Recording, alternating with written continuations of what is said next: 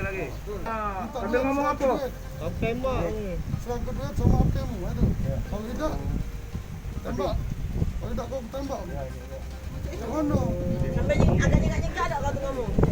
Oh, nyegah. Dan suruh hari juga. Dan mereka berani ada komunikasi. Memang sudah tujuan mereka. Satu si Iqbal, si mamangnya, ponaknya bernama si Apri. Satu lagi Edo Nago, masih bunganan. Ya, dia bertiga. Dia ini tukaran kucing. Bertiga itu. Kalau pasangan, kalau yang si Apri ini banyak ada 6 EP. 6 laporan dari masyarakat yang pernah dirampok. Dirampasnya HP, dan juga ditodong, dipinta duit oleh mereka.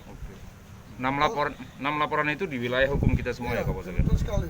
Dia ini beraksi kebetulan di dekat rumah dia. Rumah dia kan di Kedukan 2. Dia maksudkan Kedukan 2, Kedukan 1 dan Bunga Tanjung.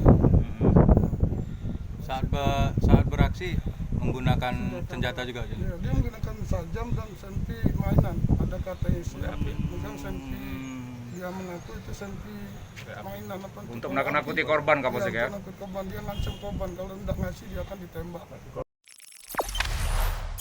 Jangan lupa subscribe, share, komen, dan like ya.